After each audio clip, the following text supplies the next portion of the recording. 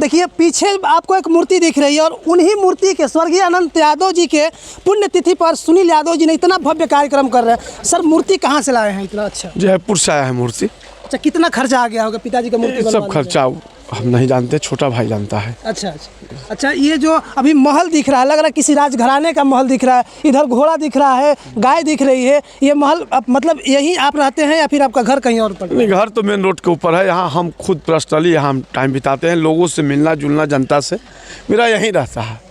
और सुबह से लेकर शाम तक जाने के क्षेत्र में ही रहते हैं, लेकिन रहना सहना मेरा यहीं होता है।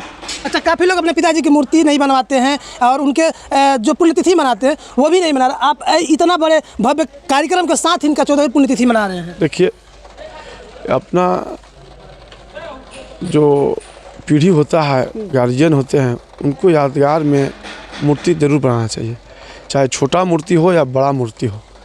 हम भी कार्यक्रम पहले छोटा करते थे, पुण्यतिथि मनाया जाता था, लेकिन छोटा मनाया जाता था। अभी एनडीए की जिम्मेवारी जब से मिला है पालीगंज का, तो एक परिवार बड़ा हो गया है। बिल्कुल। अब परिवार जब बड़ा हो जाता है तो मुँहचोर बन के नहीं रहना चाहिए। तो समाज में रहना है तो मुँहचोर कहीं मत रहिए।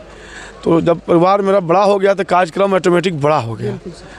और मूर्ति तो हम इसलिए यहाँ बैठाए हैं कि घर तो मेरा आगे पड़ता है मेन रोड के ऊपर, लेकिन हम रहते हैं यहाँ, तो सुबह शाम उठते हैं तो लगा कि गार्जियन का, मेरा पिता का मूर्ति यहाँ रहेगा, तो सुबह शाम हम दंड कर प्रणाम करेंगे तो कुछ आशीर्वाद उनका मिलते रहेगा हमको। एनडीए से कितने नेता बड़े बड़े जो चेहरे हैं वो आ रही है?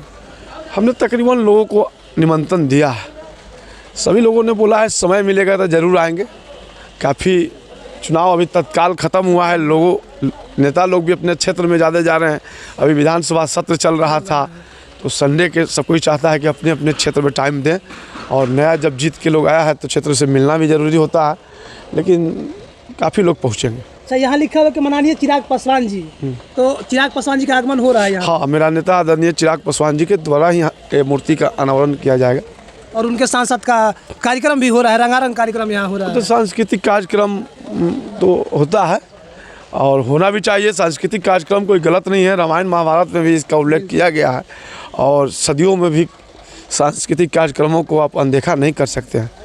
और ऐसे तो हम नहीं देखते हैं ये सब सांस्कृतिक कार्यक्रम, हमको 20 साल हो गया ये सब चीज़ देखते हुए, लेकिन छोटा भाई कर दिया है।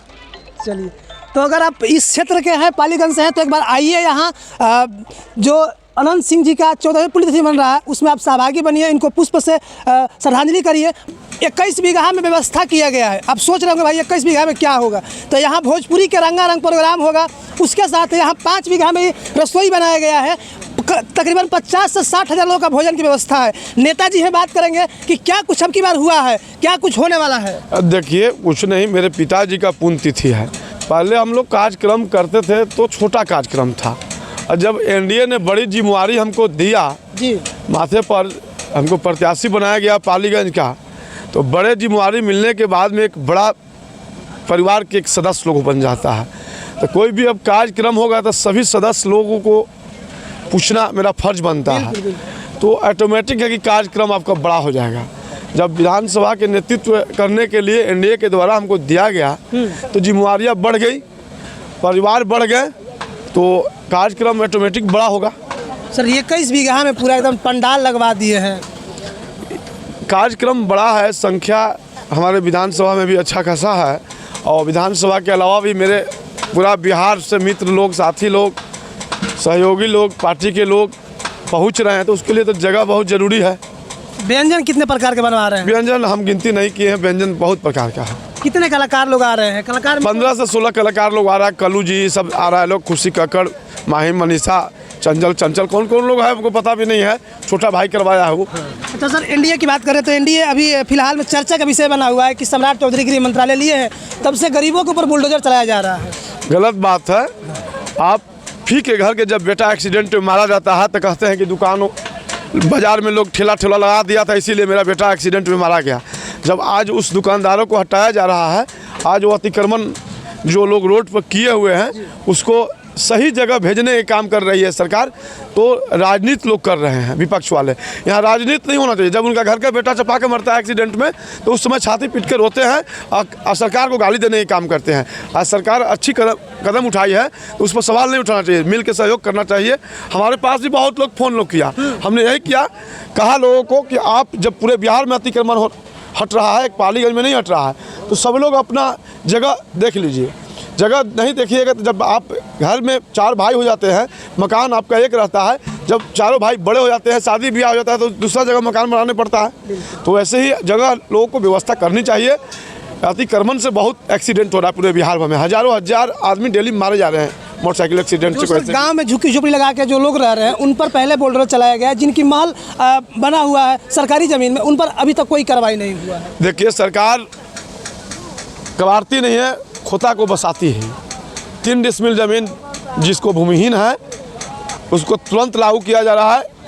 प्रधानमंत्री आवास योजना के तहत आवास बनाया जा रहा है और बाथरूम और लैट्रिन भी बनाया जा रहा है। ये गलत लोग अफवाह उड़ा रहे हैं, उसके बातों पर ध्यान न दें। सर, अगर यही काम पहले उनको भूमि दे के पहले घर बना के अगर किया जाता तो सभी लोग खुश होते। सभी लोग आके चिल्ला रहे हैं कि सरकार कोई अल्टीमेटम जारी नहीं किया और आके लगातार यहाँ हम लोग हटाया जा रहा है। देखिए, बहुत दिनों से सरकार, अब तक हमने ज़्यादा जानकारी नहीं है हमको इस सब बारे में, ये सरकार अच्छा कदम उठा रही है। चलिए देखिए, ये बहुत सारा खाना पीने का सामान बन रहा है यहाँ पे।